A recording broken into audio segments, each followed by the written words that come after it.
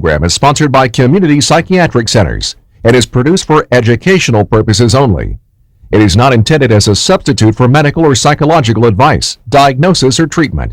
The content should not be used for self-diagnosis or treatment of any health-related condition. As always, seek the advice of your healthcare provider with any questions regarding a medical or mental health condition.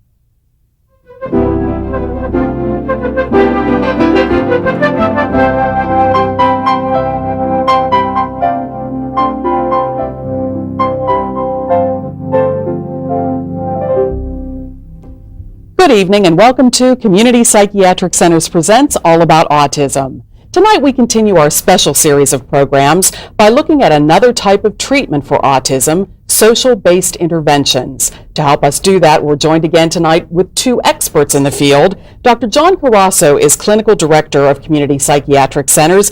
He's a clinical licensed child psychologist and a certified school psychologist. And Dr. Robert Lowenstein is Medical Director of Community Psychiatric Centers. He's a board-certified child, adolescent, and adult psychiatrist and a fellow of the American Academy of Child and Adolescent Psychiatry. Good evening again, gentlemen. Hey there. Hello. Dr. Carasso, before we get to our main topic tonight, let's describe again the nature of autism and why we hear it called a spectrum disorder. Sure. We can review that. Autism is considered to be a developmental disorder. What that means is as a child grows and develops, a child with autism may present with certain deficits or abnormalities. For example, in communication, a child may not talk at all or may talk in only short phrases. There can also be what are termed self-stimulatory behaviors. And what that means is that the child may show various behaviors such as lining up of objects in a rather obsessive manner, or they may hand flap or toe walk or do any number of behaviors of that nature. Lastly, there may be socialization problems, and that's going to be our primary focus this evening.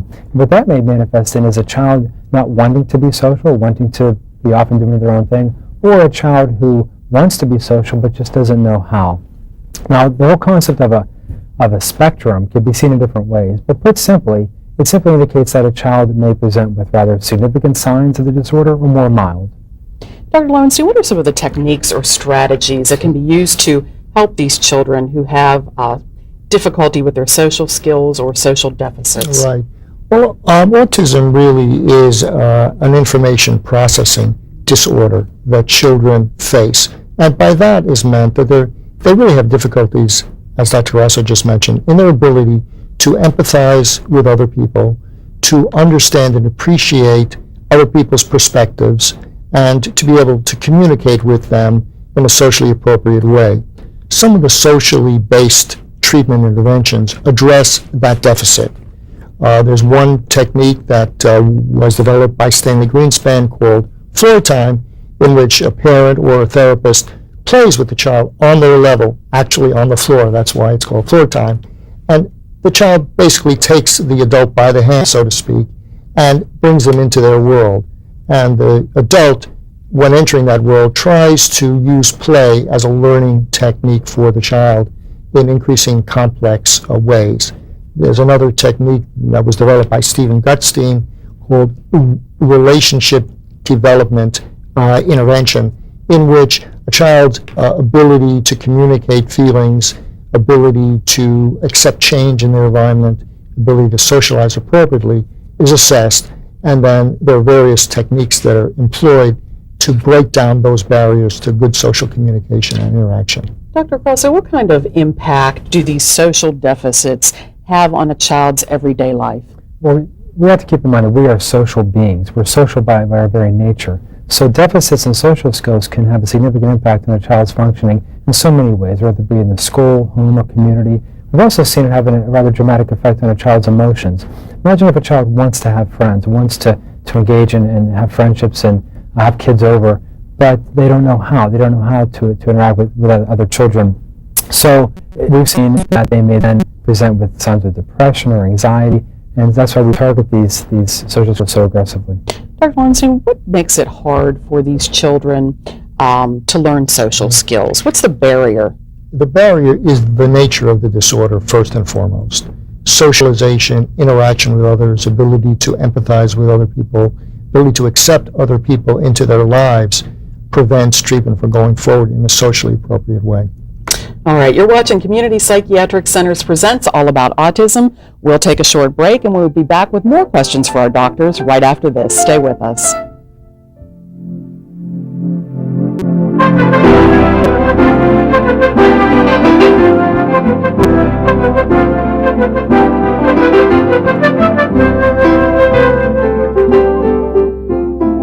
As a parent, you want what's best for your child. And that can mean asking for help if your child has problems at home, in the community, or at school.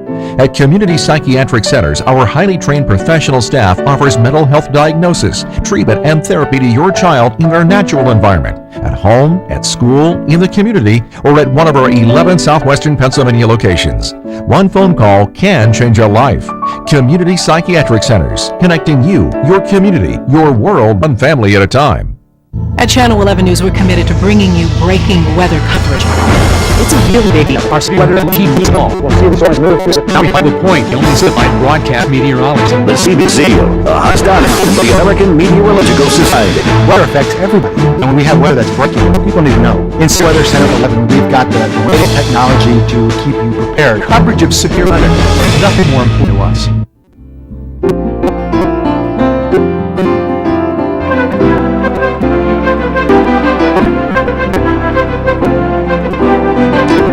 Welcome back to Community Psychiatric Centers Present All About Autism. We're here with Dr. John Casso and Robert Lowenstein talking about ways to enhance the social skills of children with autism. And Dr. Casso, let's talk about some specific strategies you might use to help a child. Sure. We have to keep in mind that these social-based interventions are remarkably diverse in terms of the various activities used and the social skills that are targeted. But there does tend to be a common theme, and that common theme is helping a child to become increasingly aware of others' behavior and then match their behavior accordingly. Now this is vitally important because as we mentioned before, children with autism have a tendency to be off in their own world, so to speak, and they have difficulty picking up on those social cues that we largely take for granted. For example, children as young as 12 to 18 months of age are remarkably perceptive, and they can pick up on subtle changes in their mother's affect, their eye contact, facial expression. But children with autism, they don't. They struggle in that regard.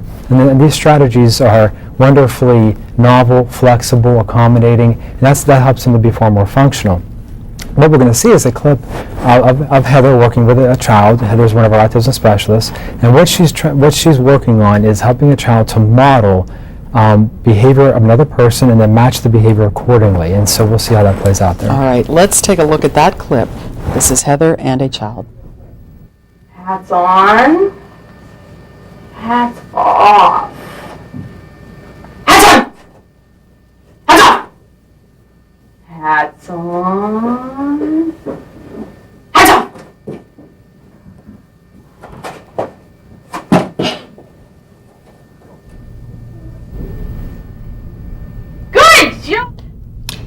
So it's like a mirror, Yes. a mirror image. That's interesting.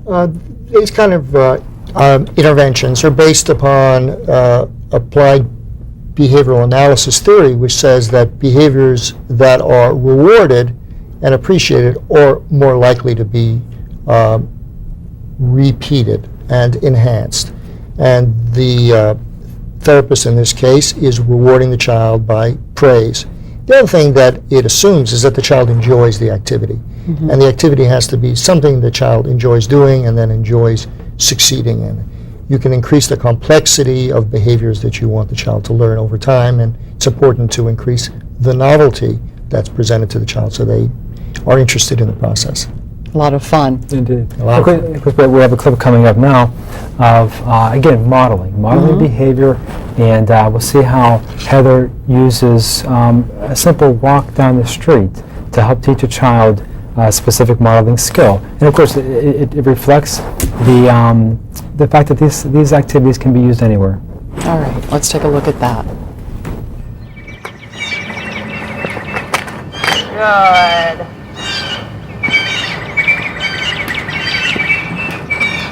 Nice job. I think the important thing in this clip is that the child has to be aware of the adult's behavior and has to learn to model that behavior. and then be appreciated for that modeling. Exactly. And you said that a lot of us, we take this for granted, but when the children are watching this really does give them a pattern to repeat. Right. Will they be likely to do it on their own then, or is there kind of a learning curve where they might still get frustrated?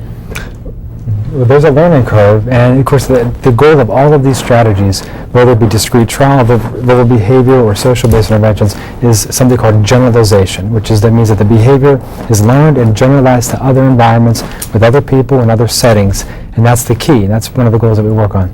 And as a child is successful, they enjoy that success and want to do it more.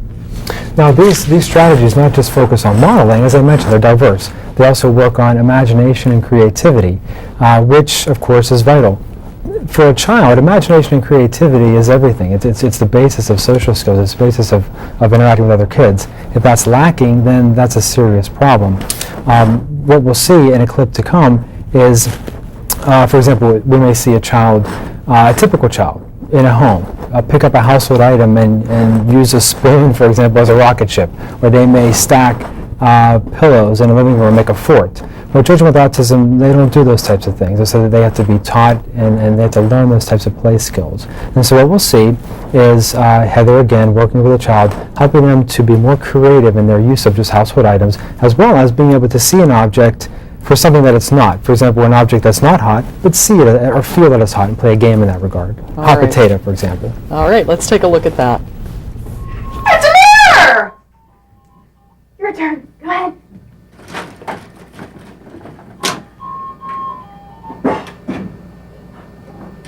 Look! It's a car! You do. Good job! It's a napkin! Go ahead.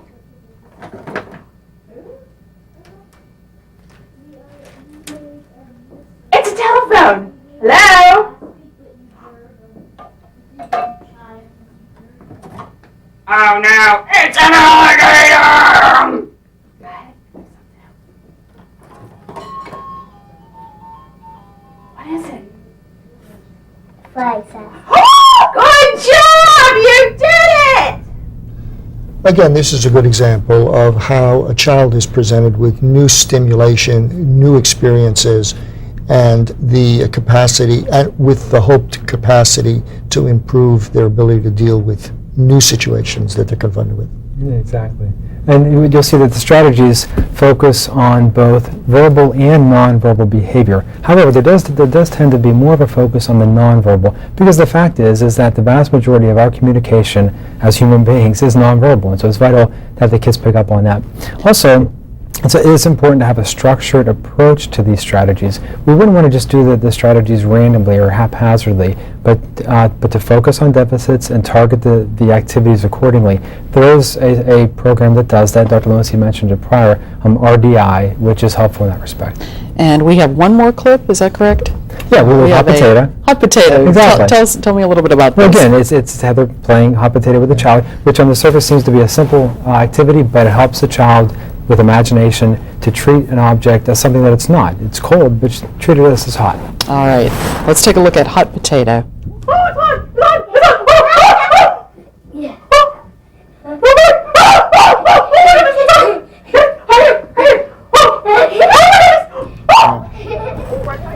It looks like a fun thing. So this helps them connect, remember it. Absolutely. The excitement of the therapist, the enjoyment of the game helps push this treatment forward.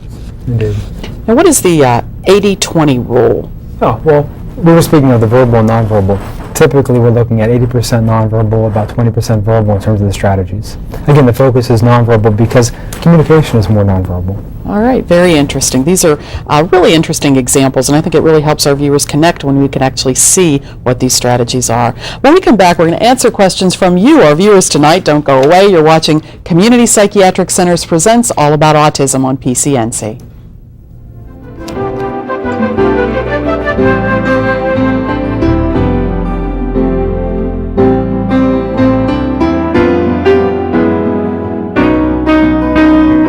Every parent has sweet dreams for their baby, but what happens when the unexpected happens? When a child develops slowly, has trouble talking, or withdraws into a world all by himself. Today in America, an estimated 1 in every 150 children is diagnosed with autism. And while there is no known cause and no known cure, an early diagnosis can make a major difference in an autistic child's life. At Community Psychiatric Centers, Dr. John Carasso and Dr. Robert Lowenstein have more than 50 combined years of experience diagnosing and treating many thousands of children and adolescents with autism spectrum disorders. They, along with their highly trained professional and caring staff, can evaluate, diagnose, and treat children and adolescents who may be having problems at home, in the community, or at school. If you believe your child needs help, call 1-877-899-6500 for an evaluation at one of our 11 convenient locations in southwestern Pennsylvania. Community Psychiatric Centers, connecting you, your community, your world, one family at a time.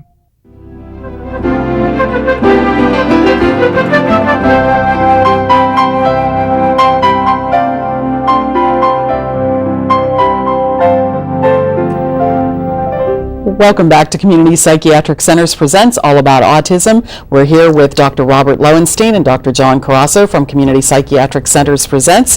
And let's go to our email bag, doctors, for some of the questions that viewers have emailed you. My autistic child bites his arm and bangs his head off a wall. What should I do about this? Someone told me to ignore it. I'm concerned he will hurt himself. Yes, this is a problem that a lot of autistic children have, and a lot of parents of autistic children complain about. Self-injurious behaviors are extremely common and are concerning to most parents. The answer to the question is no, you should not ignore it, because the child might hurt themselves and might continue this behavior without change. The best approach is first to try to provide a substitute for that child's aggression. We've talked about having pads in a room that a child can run up against, or having a weighted vest that can be put on the child, which holds them tight in and helps them to calm down. Those kinds of techniques are sometimes very helpful. What about if a child is out somewhere in public and this happens? Well, same kind of thing. In public, it's a real major problem when a child has a meltdown in public. Parents sometimes have to just restrain the child in some kind of basket hold until they calm down, and this is a major embarrassment and a major problem in public settings. Sure, and self-injurious behaviors are one of the most challenging behaviors to address in treatment. And one of the things that we find to be helpful is just to the extent possible to try to predict, to try to get a sense of what are called antecedents, what comes before the behavior. Because typically, if we look hard enough, we can find something that's frustrating the child, that's making them act out in the first place. So if we can cut it off at the pass, so much the better. Children tend to have these meltdowns when they either want something that they can't get because they can't express what their needs are, or they become frightened by loud sounds or noises or sights that they can't appreciate, or when they're in public places where they get frightened by the hubbub of people around them that they don't know, and they prefer to be alone and quite isolated. When these things occur, then there have to be some interventions put into place to remove them from that situation. And depending upon, a few other comments, depending upon the developmental level of the child, various reinforcement programs can be very helpful to give them motivation to control themselves in that regard. And then, of course, in extreme situations, we've had children fitted with helmets and whatnot to protect them. Right. And also, before the child goes out into the community with a parent, we try to develop a program in advance.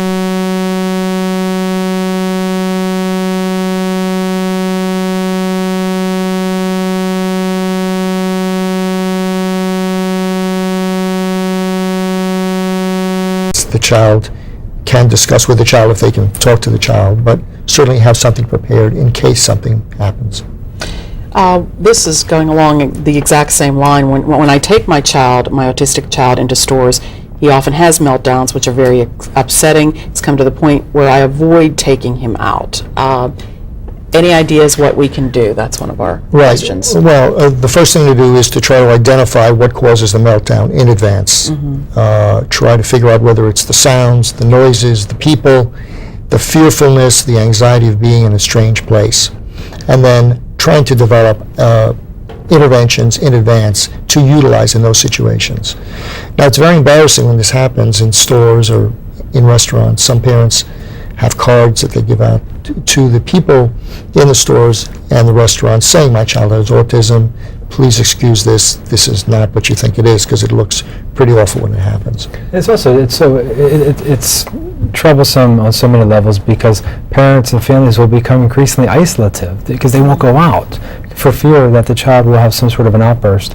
And one of the things that we focus on in treatment is community outings, where we have specific goals in mind, and the treatment team will actually accompany the child and the family to the grocery store, for example, with a specific plan in place to address the behavior and help to remedy that.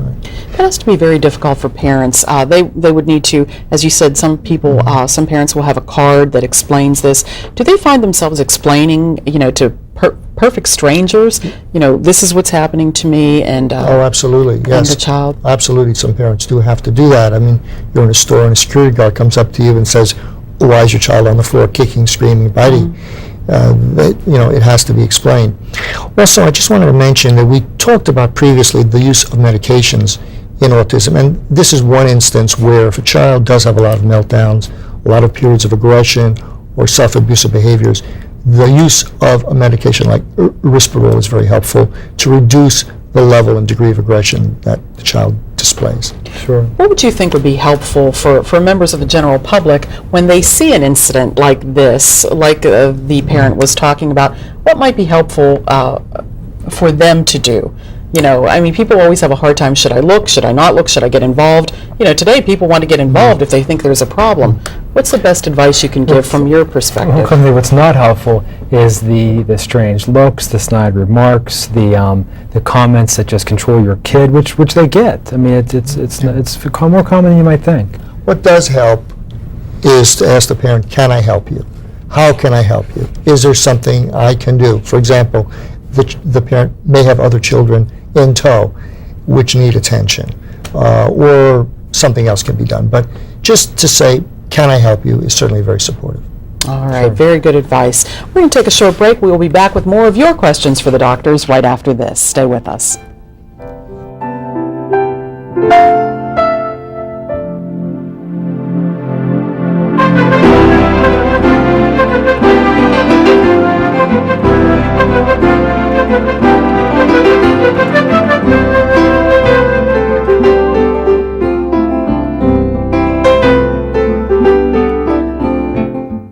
As a parent, you want your child to reach his or her full potential. For children with autism, early detection and treatment can make a world of difference in your child's life. At Community Psychiatric Centers, our autism unit is led by two highly trained and experienced mental health professionals, Dr. Robert Lowenstein and Dr. John Carasso. Their expertise in the field of autism spectrum disorders means you and your child will get individualized help you need every step of the way. Community Psychiatric Centers, connecting you, your community, your world, one family at a time. The morning news doesn't begin at 5 a.m. It begins as soon as the 11 o'clock news ends. Viewers want to say, what is new this morning as I'm getting up? Overnight news. When people are about to head to work or to school, they need to be able to turn that TV on and know what's happening in news, what's happening in traffic, what's happening in weather. Local news. No matter when you tune in, we're going to be able to update you on what's happening at that moment. Channel 11 morning news from 5 to 7 a.m. News coverage you can count on. Time is precious in the morning.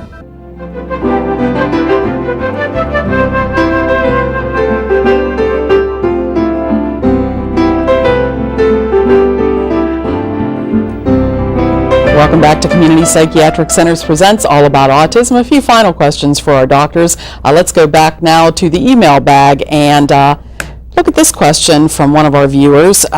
Social-based interventions can be carried out by CPC through what is called wraparound treatment services.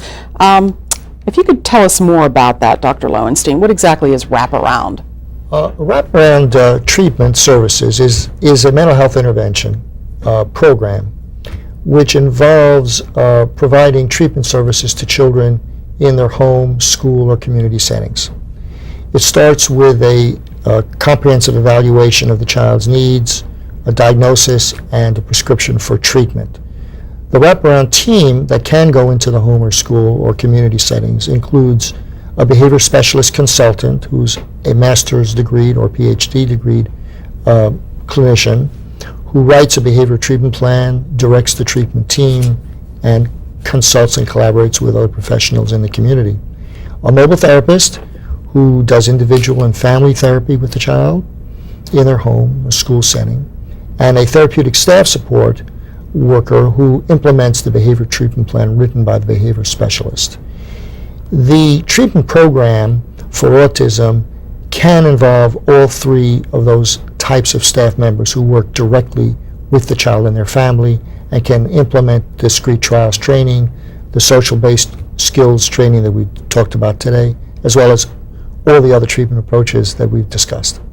How long does it take you to figure out, Dr. Crosso, which of these and in what combination to use to help a child? Well, it's a challenge, it really is, and that's one of the benefits and the strengths of the wraparound services is that you have a dynamic team. As Dr. Lindsay mentioned, this team could consist of just a behavior consultant, just a mobile therapist, or a behavior consultant and a therapeutic staff support worker. But either way, they're working together as a team in a very intensive manner with the child in their natural environment, which is the best place to be to get a sense of strengths and weaknesses of the child, the deficits, and so that we can tailor the treatment plan accordingly and figure out most quickly what is best for the child and what's going to be most effective with all these treatments. We've talked for the past how many weeks now, we talked about all the various interventions, trying to determine which is best for that child, which is the child going to respond most optimally is a challenge, but with this service, it can be figured out within weeks. Also, the treatment plan, the treatment program really involves the parents first and foremost. They're part of the treatment team. Definitely. They need to also participate in the implementation of these treatment interventions and are very active in this process with us. One of the questions a lot of parents always have when you're talking about all these different treatments, what treatment is best for my child? How do I know which one is going to be best when they're starting at the very beginning? Well, the first thing to do, of course, is to know what's wrong with your child and to be told that. So really begins with a thorough evaluation of the child's needs, strengths, problems, and prescription to meet those needs is essential.